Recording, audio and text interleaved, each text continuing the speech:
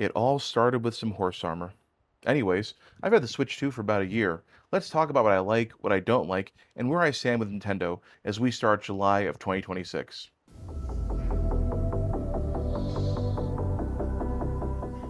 I bought this towards the end of June last year, and we're a little late making this video, but that's okay. I thought I'd start off by showing you exactly what I have bought for the Switch 2 within my first year of ownership. And what you see on this small table here is what you get.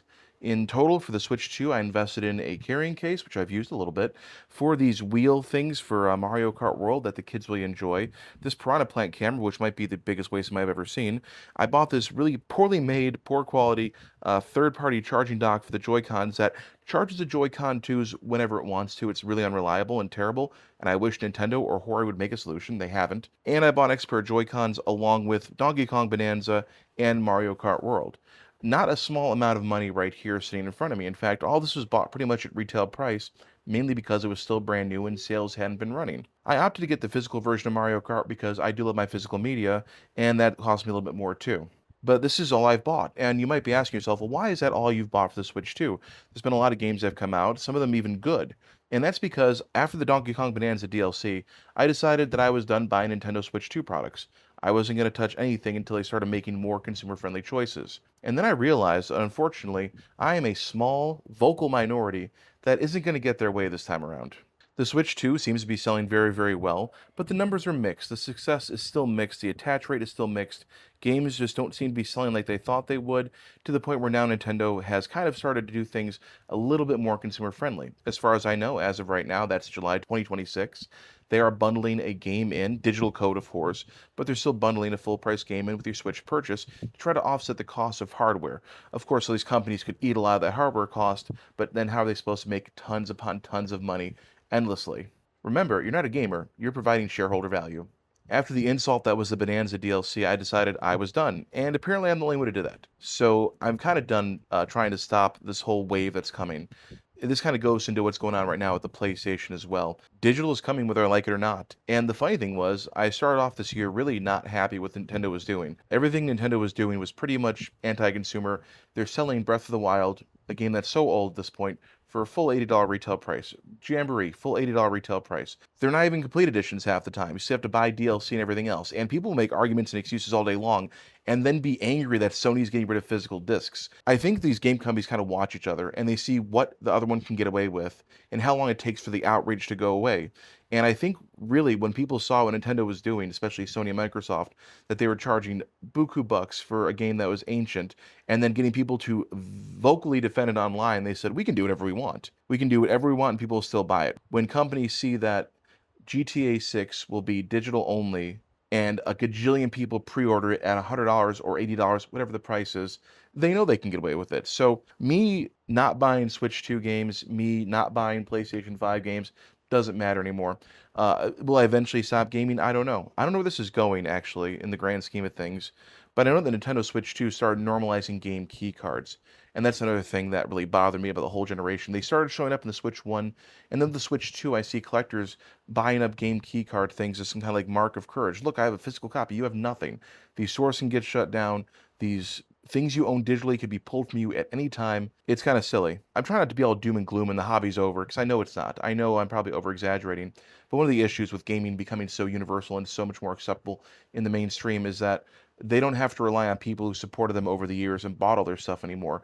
They can just go ahead and cater to whatever's hot right now, whatever's viral right now, whatever makes some money right now, and go from there. It doesn't matter if people who stayed with Nintendo or Sony for 10, 20, 30 years are not going to buy it anymore. They're not worried about it. They have enough revenue coming in to sustain it. So me not buying Switch 2 stuff, and this is it. This is all I bought. Me not buying Switch 2 games didn't really do anything. It didn't really do anything because I am not the target audience anymore. The gamer who's gamed for most of their life is not really the target audience anymore.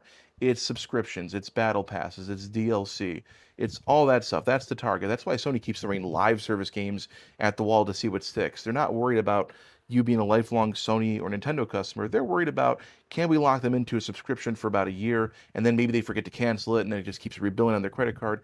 That's what it's worried about right now. So gaming's going to look a whole lot different than it ever did before, and that's kind of a consequence of it being mainstream. Truth be told, there's not really a lot of Switch 2 games that I got really excited for at all this year. There are some things that I would buy at a discount. I would buy Kirby's Air Riders at a discount. Pokemon ZA looked like a mobile game. It looked hilariously bad. And there's a bunch of other stuff going on there.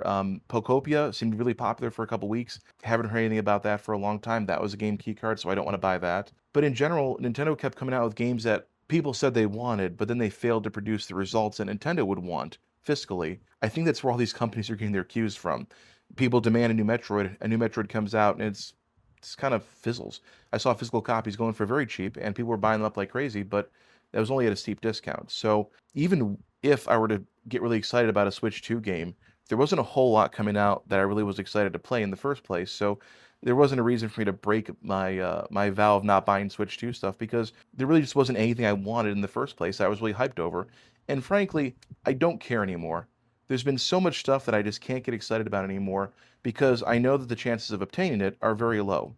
Anything that has nerddom or nerd hobbies or game hobbies or any of those things right now is just completely taken over by FOMO products. Endless FOMO products that are endlessly picked up by scalpers or bots en masse and sold and sold and sold again at higher and higher prices to the point where people who enjoy it in the first place are either not stuck not getting it or just gonna have to pay the scalper price. And I kind of quit. The closest I got to temptation on that one was the Magic the Gathering Chocobo Mystery Bundle or whatever that was for the holidays. I'm like, oh, that's cool. If I can get one, I'll get one. Couldn't get one. Don't have one. My life is not worse or better because of it. Same thing with Nintendo stuff or games out there.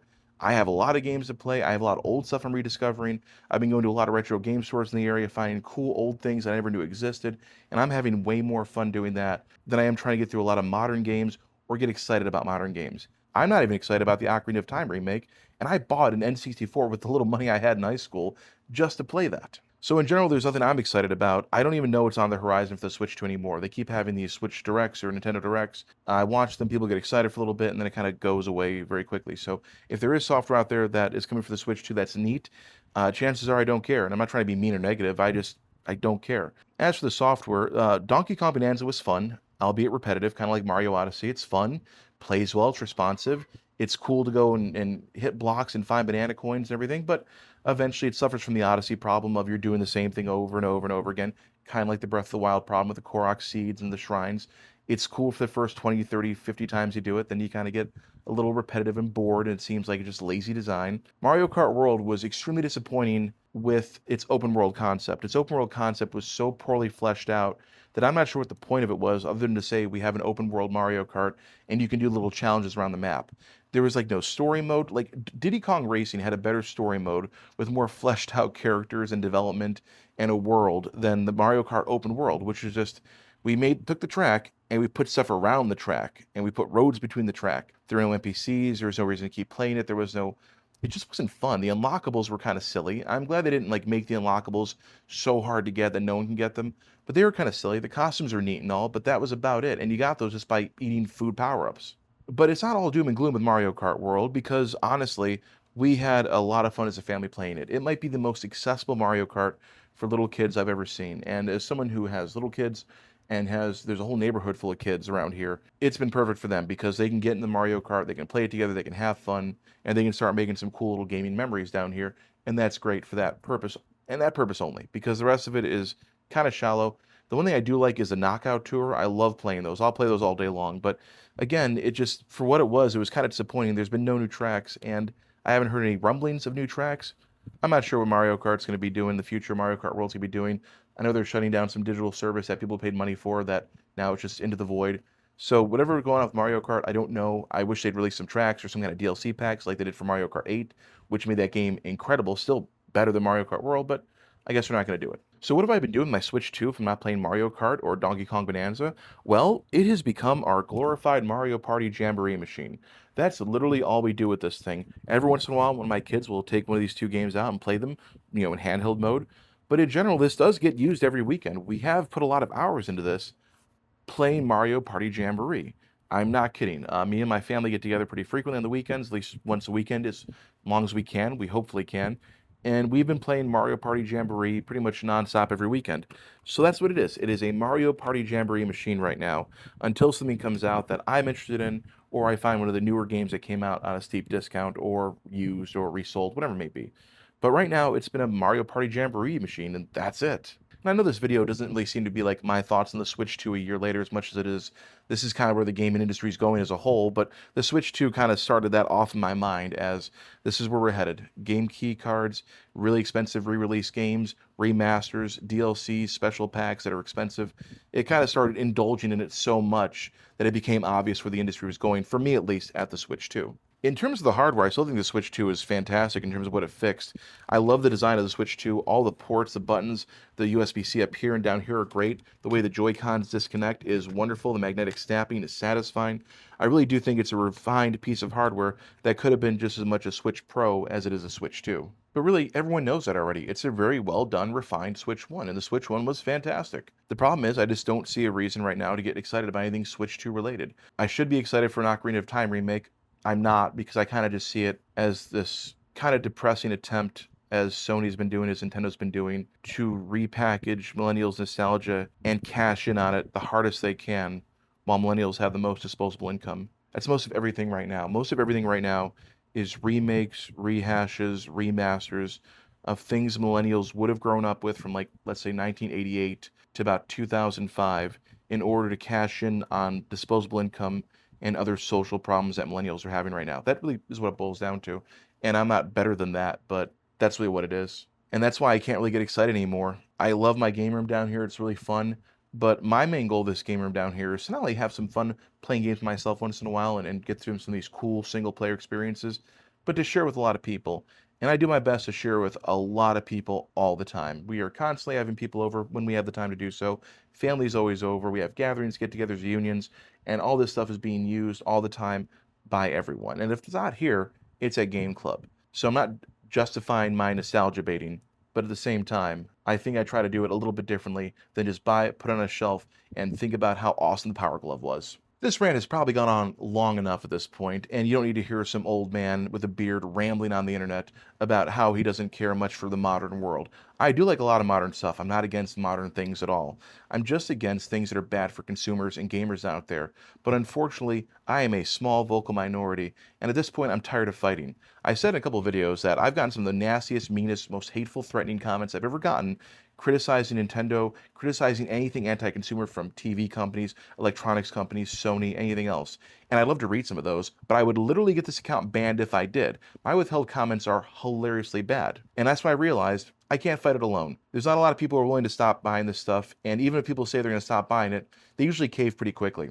Is Bamboo Labs out of business yet? No. That boycott lasted about a week and a half, maybe. Netflix is still doing great. Disney Plus is still doing great. I'm trying to think of other companies that are being boycotted all the time, and we're canceling en masse, and they never do. A lot of people like to think that they're making a difference and doing a lot of great things and blah, blah, blah, and this, that, and the other. But a lot of those same people I saw saying, don't buy the Switch 2, don't support Nintendo, kept buying Switch 2 stuff, kept supporting Nintendo, and kept buying games. Whereas me, when I said I was going to stop, I actually stopped.